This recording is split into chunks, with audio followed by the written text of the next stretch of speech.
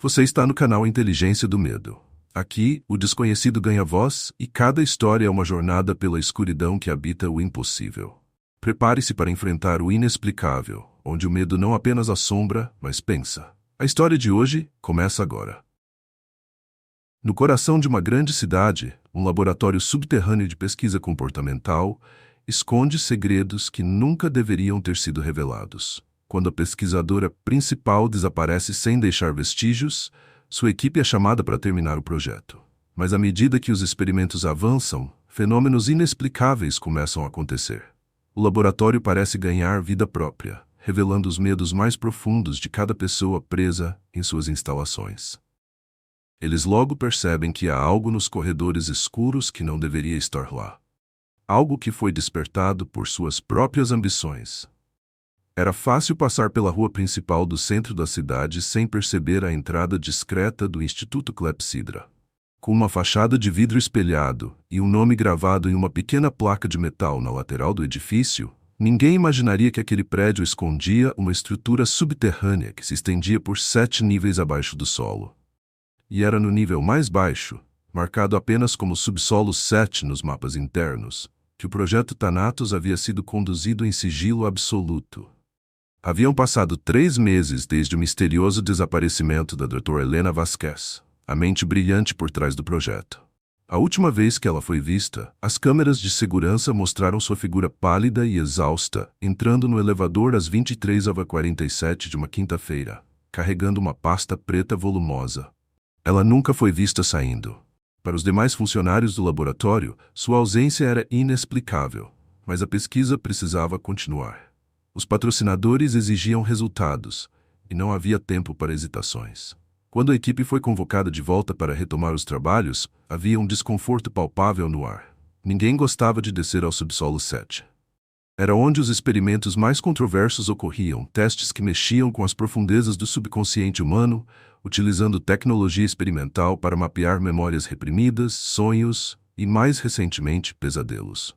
A equipe estava incompleta sem a Dra. Vasquez, mas as instruções eram claras. O projeto precisava continuar, e o prazo era inegociável. Às 8h da manhã de uma segunda-feira chuvosa, 5 membros-chave chegaram ao Instituto Clepsydra. Cada um carregava não apenas sua bagagem profissional, mas também as cicatrizes invisíveis deixadas pelos meses de incertezas. Gabriel, o engenheiro de sistemas, era o primeiro a chegar. Alto, com olheiras profundas e mãos que nunca paravam de tremer, ele era responsável pela manutenção do núcleo de inteligência artificial que gerenciava as operações do subsolo 7. Desde o desaparecimento de Helena, ele havia tentado convencer seus superiores a desativarem o sistema, algo que fora negado categoricamente.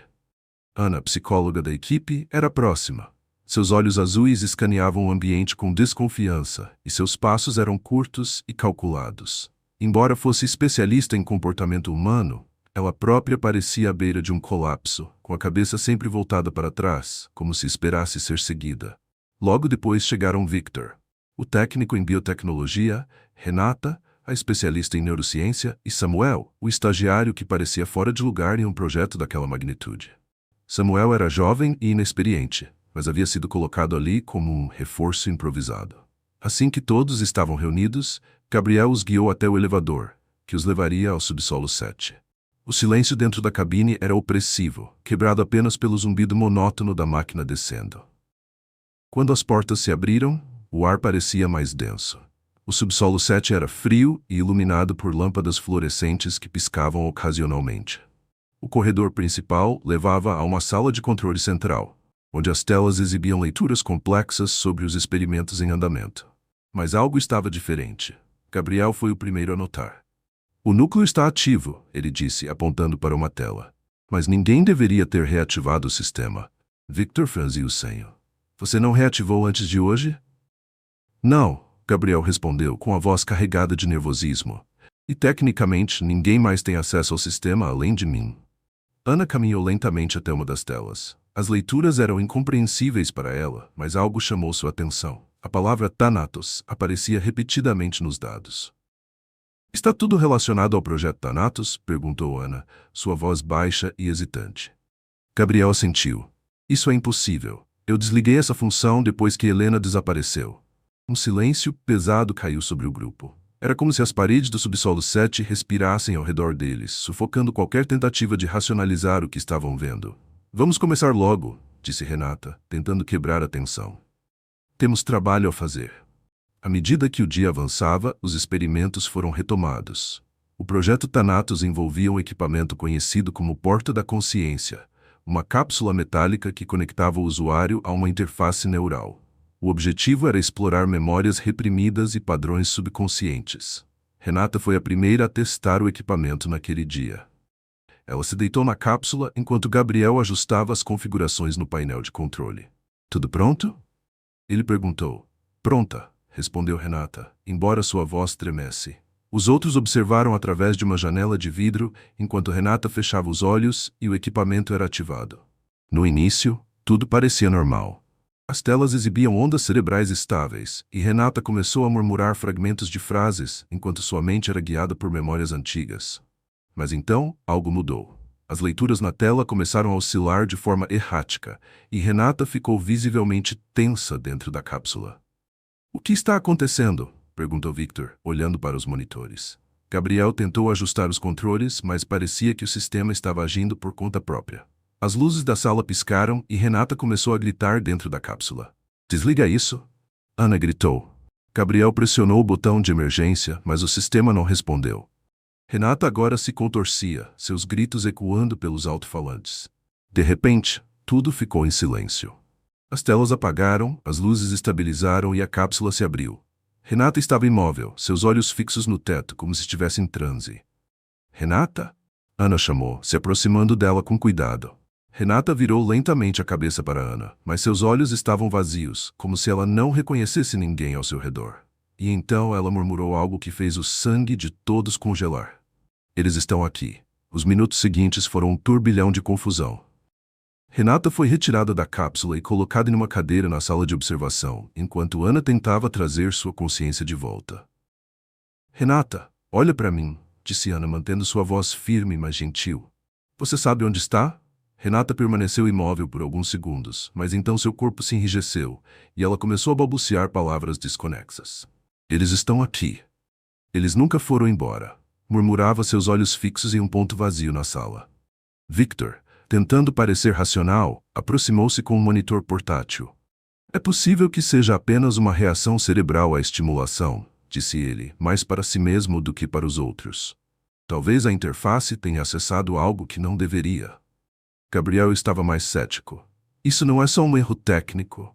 O sistema não deveria estar funcionando daquele jeito. Ele está respondendo a algo que não controlamos. Enquanto discutiam, o silêncio do subsolo 7 foi interrompido por um ruído fraco, mas insistente. Era como um sussurro distante, vindo dos corredores. Vocês ouviram isso? Perguntou Samuel, sua voz quase um sussurro. Ninguém respondeu de imediato. O som era baixo, como se alguém estivesse falando em outro idioma, mas impossivelmente próximo. Gabriel se levantou, claramente desconfortável.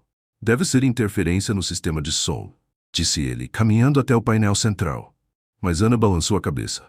Não é interferência, isso é real. O som ficou mais alto e Renata começou a repetir as mesmas palavras. Eles estão aqui. Eles nunca foram embora. As luzes piscaram novamente e por um breve momento o ambiente foi tomado pela escuridão. Quando a iluminação voltou, algo parecia diferente. O vidro da cápsula estava rachado. Quem fez isso? Perguntou Victor, gaguejando. Gabriel se aproximou lentamente, tocando a superfície do vidro. Isso estava intacto antes, disse ele. Não há razão para ter quebrado. Samuel, agora claramente apavorado, olhou para Ana. Acha que isso tem a ver com o que aconteceu com a Edgar Vasquez? Ana hesitou. Ela não queria admitir, mas era impossível ignorar as semelhanças. Antes de desaparecer, Helena também havia reclamado de ouvir sussurros, mas naquela época todos pensaram que era apenas estresse. Precisamos sair daqui, disse Samuel dando um passo para trás. Algo está errado. Não podemos ir embora, respondeu Ana. Temos que entender o que está acontecendo. Mas o som nos corredores ficou mais alto, e desta vez não era apenas um sussurro. Era como se várias vozes falassem ao mesmo tempo, em diferentes tons e velocidades. Alguém precisa verificar o sistema de segurança, disse Gabriel, tentando manter a calma. Eu vou, ofereceu-se Victor, embora sua expressão traísse seu medo. Ele pegou um tablet e começou a acessar as câmeras do subsolo 7. As imagens eram claras, mostrando corredores vazios e salas desertas. Mas então, algo mudou. Na tela, uma sombra passou rapidamente pelo corredor principal. O que foi isso? Perguntou Samuel, inclinando-se para ver melhor. Victor ampliou a imagem, mas a sombra já havia desaparecido. Deve ser uma falha na câmera, disse ele, tentando se convencer. Mas no fundo, todos sabiam que não era. O grupo decidiu se reunir na sala de controle principal, onde poderiam monitorar todo o sistema. Renata, embora ainda visivelmente abalada, conseguiu recuperar parte de sua consciência e começou a murmurar fragmentos de frases. Thanatos, é ele. Não devia ter sido aberto. Ana tentou fazê-la falar mais claramente, mas Renata apenas balançava a cabeça, como se estivesse ouvindo algo que ninguém mais conseguia. Enquanto isso, Gabriel começou a revisar os logs do sistema. Ele descobriu algo que fez seu coração acelerar. Há arquivos sendo acessados remotamente, disse ele. Como assim? Perguntou Ana. Alguém ou algo está dentro do sistema e está vasculhando os dados do projeto Thanatos. De repente, uma mensagem apareceu na tela principal. Não era um alerta do sistema, mas sim um texto simples em letras brancas. Vocês despertaram o que estava dormindo.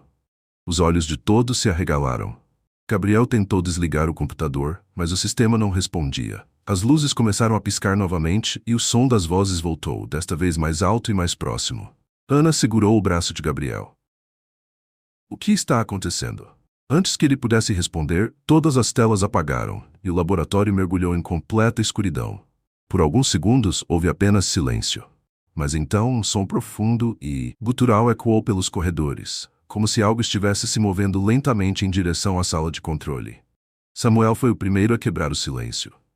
Não estamos sozinhos aqui.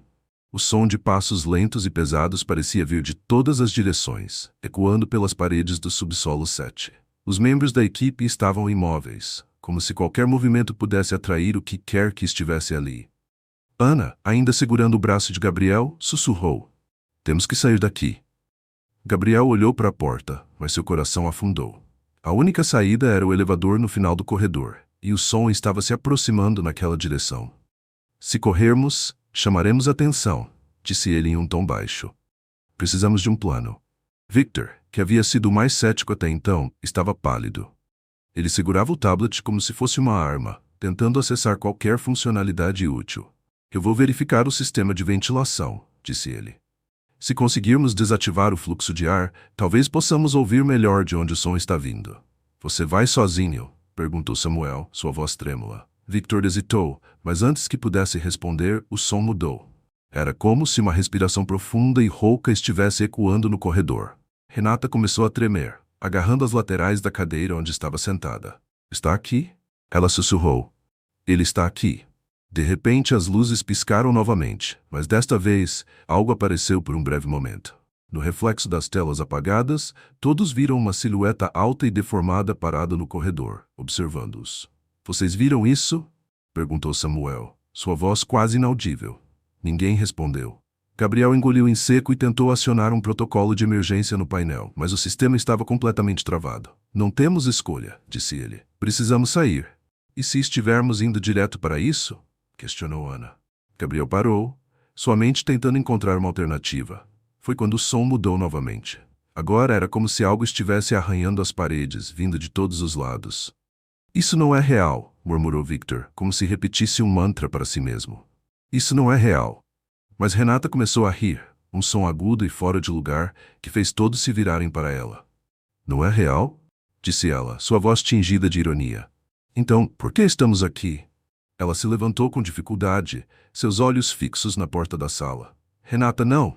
Gritou Ana. Mas era tarde demais. Renata abriu a porta e deu um passo para o corredor. A escuridão parecia engolir seu corpo, e o som das vozes se intensificou. Gabriel correu para fechá-la, mas antes que pudesse alcançar a maçaneta, algo puxou Renata com força para dentro da escuridão. Seu grito foi curto e cortante, seguido por um silêncio aterrador. Quando a porta bateu, Ana caiu de joelhos, ofegante. Isso está fora de controle, disse Victor. Não podemos enfrentá-lo. Não sabemos o que ele é, respondeu Gabriel. Mas não vamos sobreviver aqui se ficarmos parados. O grupo se dividiu. Gabriel e Ana decidiram tentar acessar o núcleo do sistema no centro de controle do subsolo 7, enquanto Victor e Samuel ficaram para monitorar os corredores através do tablet. Se algo acontecer, avisem pelo rádio, disse Gabriel antes de sair. Caminhar pelos corredores do laboratório era como atravessar um pesadelo. Cada passo parecia amplificado e o ar ficava mais pesado a cada instante. Isso não pode ser só um experimento, disse Ana enquanto seguia Gabriel. Algo muito maior está acontecendo. Thanatos nunca foi um projeto comum, respondeu Gabriel. Era sobre explorar o inconsciente humano. Mas Helena estava obcecada. Ela acreditava que havia camadas no subconsciente que não devíamos acessar. Algo além do que a mente humana foi feita para suportar. Ana olhou para ele com desconfiança. E você nunca questionou isso? Gabriel hesitou antes de responder. Não no começo. Mas Helena começou a falar sobre entidades, sobre coisas que poderiam ser trazidas à consciência. Pensei que ela estava delirando. Antes que Ana pudesse responder, eles chegaram à sala do núcleo. Era uma sala ampla e gelada, com um cilindro metálico no centro cercado por fios e luzes pulsantes. Gabriel correu até o painel de controle, mas parou de repente. Tem algo errado, disse ele. As luzes ao redor do núcleo estavam piscando de maneira irregular, e um som constante, semelhante a um batimento cardíaco, preenchia o ambiente. Está ativo, disse Ana. Isso não deveria estar desligado? Gabriel começou a digitar freneticamente no painel. Está acessando algo que não consigo rastrear. É como se o sistema tivesse assumido o controle próprio. Uma mensagem apareceu na tela diante deles. Vocês despertaram o abismo. Que diabos isso significa? Perguntou Ana, sua voz tremendo. Antes que Gabriel pudesse responder, o cilindro começou a vibrar. Um som baixo e gutural ecoou pela sala e a temperatura caiu drasticamente. Ana recuou, sua respiração formando nuvens no ar frio. Precisamos sair daqui, disse ela. Mas Gabriel parecia hipnotizado pelo painel. Não. Precisamos entender. Isso não é só tecnologia. É algo vivo. Ana agarrou seu braço, puxando-o para trás. Não importa o que seja. Não podemos enfrentá-lo aqui. O som no cilindro se intensificou, transformando-se em um grito que parecia vir de dentro do próprio núcleo. Gabriel finalmente cedeu, e os dois correram para fora da sala. Enquanto isso, Victor e Samuel monitoravam os corredores no tablet. Não há sinal de Renata, disse Samuel, sua voz baixa. Porque ela já se foi, respondeu Victor. E se ficarmos aqui, vamos acabar do mesmo jeito. Mas então, algo chamou sua atenção na tela. No canto de uma das câmeras, uma figura imóvel estava parada, olhando diretamente para a lente. Isso não é possível, disse Victor, ampliando a imagem. Era Renata. Ou pelo menos parecia ser. Mas seus olhos estavam completamente pretos, e um sorriso estranho deformava seu rosto. Quando ela começou a caminhar em direção à câmera, Victor e Samuel perceberam que ela não estava sozinha. Outras sombras a seguiam, se arrastando pelos corredores. Samuel largou o tablet. Precisamos sair daqui agora. Victor e Samuel correram para longe da sala de vigilância, os sons de passos e arranhões ecoando pelos corredores atrás deles. Era como se a própria estrutura do subsolo 7 estivesse viva, empurrando-os em direção ao perigo. Para onde vamos? Perguntou Samuel, ofegante.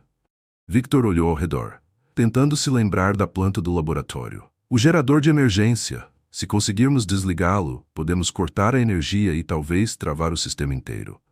Eles seguiram por um corredor estreito, mas à medida que avançavam, os sons ficavam mais altos. Samuel olhou para trás e viu algo que fez seu sangue congelar. As sombras estavam se movendo rápido demais, torcendo e dobrando como se desafiassem as leis da física. Estão vindo! Ele gritou. Victor agarrou o braço de Samuel e o puxou para uma sala lateral, trancando a porta atrás deles. Dentro, a sala estava repleta de equipamentos antigos e caixas metálicas, mas, estranhamente, o ambiente estava completamente limpo, sem poeira ou sinais de uso recente. Isso não faz sentido, murmurou Victor, olhando ao redor. Antes que pudessem processar o que estava acontecendo, o som de algo raspando a porta começou. Era lento e deliberado, como se eles soubessem que estavam encurralados. Samuel começou a recuar, tremendo.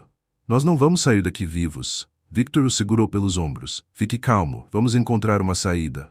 Mas, naquele momento, a porta foi atingida com força, sobrando ligeiramente para dentro. Eles vão entrar, gritou Samuel, começando a entrar em pânico. Victor olhou ao redor e viu um duto de ventilação no canto da sala. Por aqui. Eles abriram o painel do duto e começaram a rastejar para dentro, com Victor na frente. O espaço era apertado, e o som de algo seguindo-os pelo duto logo começou. "Está atrás de nós!" gritou Samuel, a voz se quebrando. Victor aumentou a velocidade, mas o som estava cada vez mais próximo. De repente, o duto cedeu, e ambos caíram em um espaço escuro. Quando se levantaram, perceberam que estavam em uma sala que não constava no mapa do subsolo 7. A sala era enorme, iluminada por uma luz vermelha pulsante que parecia emanar do chão. No centro, havia uma estrutura semelhante a um altar, coberto por símbolos que nenhum deles reconhecia. "Onde estamos?" perguntou Samuel, os olhos arregalados. Victor não respondeu. Ele estava hipnotizado pelo altar, que parecia irradiar uma energia palpável. No centro da estrutura, uma esfera negra flutuava, girando lentamente. Havia algo profundamente errado com ela, como se a própria gravidade fosse distorcida ao seu redor. Isso é o núcleo, disse Victor, finalmente entendendo. Mas não deveria estar aqui. Samuel recuou instintivamente. Isso não é tecnologia. Isso é algo diferente. Victor se aproximou lentamente da esfera, ignorando os protestos de Samuel. "Não toque nisso", gritou Samuel. Mas Victor estendeu a mão, como se estivesse sob um feitiço. No instante em que seus dedos tocaram a superfície da esfera, um som ensurdecedor tomou conta da sala, e visões começaram a preencher sua mente. Ele viu o subsolo 7 sendo construído, viu a Dra. Helena Vasquez ativando o núcleo pela primeira vez. Mas então as visões mudaram. Ele viu Helena de joelhos diante da esfera, chorando, enquanto figuras sombrias a cercavam.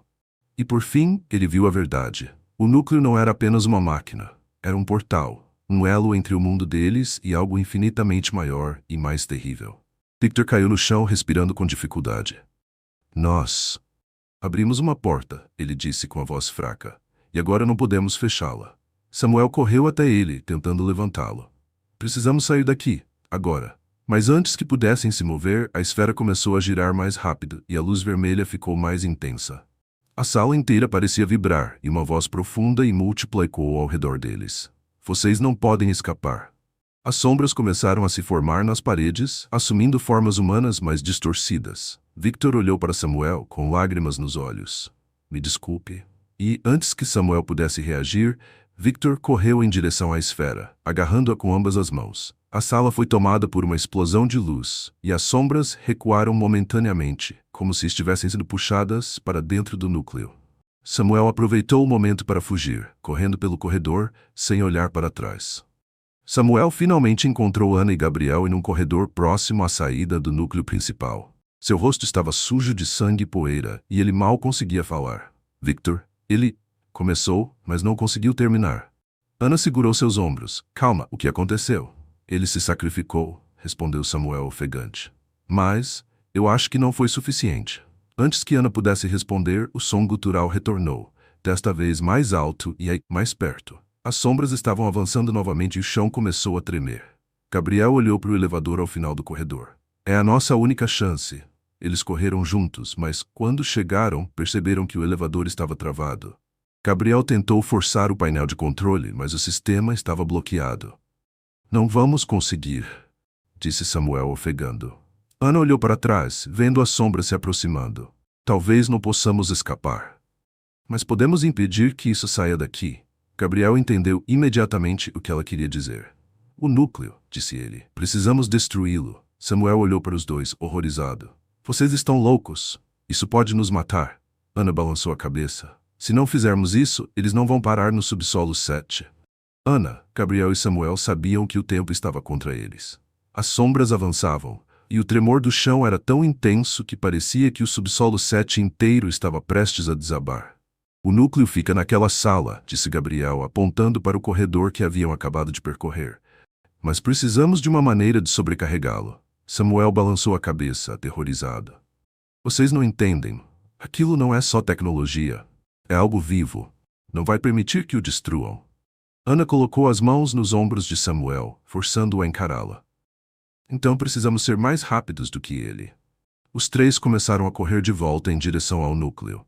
O corredor parecia mais longo do que antes, como se o próprio espaço estivesse se distorcendo. As sombras se moviam pelas paredes, acompanhando seus passos. Quando finalmente chegaram à sala, a visão do núcleo havia mudado. A esfera negra agora pulsava como um coração gigantesco, emitindo uma luz vermelha e negra que parecia envolver toda a sala. O ar estava pesado, dificultando a respiração. Como fazemos isso? Perguntou Ana. Gabriel correu até o painel de controle e começou a digitar freneticamente. Se sobrecarregarmos o gerador principal, podemos causar uma explosão suficientemente forte para destruir o núcleo. Mas isso também vai destruir o subsolo 7. E nós com ele, completou Samuel. Ana olhou para os dois, seus olhos determinados. Não temos outra escolha. Gabriel continuou trabalhando no painel, suando enquanto tentava ignorar os sons crescentes ao seu redor. As vozes nas sombras eram quase humanas, mas distorcidas, sussurrando coisas que ninguém conseguia entender completamente. Pronto, disse ele finalmente. Está armado, mas precisamos ativar manualmente o reator no gerador secundário. Samuel olhou para ele com horror. Isso fica no outro extremo do corredor. Nunca vamos conseguir chegar lá a tempo. Ana respirou fundo, olhando para a esfera que pulsava no centro da sala. Alguém tem que ficar aqui para garantir que o núcleo não interfira. Gabriel a encarou. Isso é suicídio. Não temos escolha, ela disse firme. Eu fico. Vocês dois vão ativar o reator. Samuel começou a protestar, mas Gabriel puxou pelo braço. Ela está certa. Se demorarmos, não teremos mais nada a salvar. Relutantemente, Samuel concordou e os dois saíram correndo em direção ao gerador secundário. Ana ficou sozinha na sala, encarando o núcleo. Ana sentiu as sombras se aproximando, quase como se estivessem conscientes de sua intenção. Elas começaram a tomar forma, corpos ísguios e deformados emergindo das paredes. Vocês não podem vencer, sussurrou uma voz profunda e múltipla. Ana não respondeu. Em vez disso, pegou um bastão metálico que estava no chão e caminhou em direção à esfera. Você não deveria existir, disse ela, mais para si mesma do que para a entidade. E eu vou acabar com isso. No momento em que ela tocou a superfície do núcleo, sua mente foi inundada por visões. Ela viu mundos inteiros sendo consumidos, realidades se dobrando e colapsando sob a influência daquilo que chamavam de Thanatos. Era uma força que transcendia a compreensão humana, um abismo infinito que se alimentava de consciência. Ana caiu de joelhos, lutando para manter sua sanidade. Você não tem poder aqui, disse a voz, rindo. Mas Ana se levantou, forçando-se a permanecer firme. Isso acaba agora. Ela usou o bastão para golpear a superfície da esfera, que reagiu com um grito ensurdecedor. As sombras começaram a recuar, mas o núcleo pulsava violentamente, tentando se defender. Enquanto isso, Gabriel e Samuel chegaram ao gerador secundário. Como isso funciona? Perguntou Samuel desesperado. Gabriel começou a ajustar os controles, seus dedos tremendo. Precisamos sincronizar com o painel principal. Quando eu disser, você puxa essa alavanca. E depois? Gabriel não respondeu, o que deixou Samuel ainda mais nervoso. O que acontece depois, Gabriel?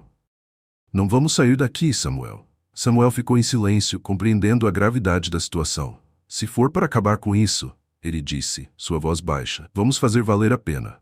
Gabriel acenou com a cabeça, apertando os últimos comandos. Agora. Samuel puxou a alavanca com todas as suas forças.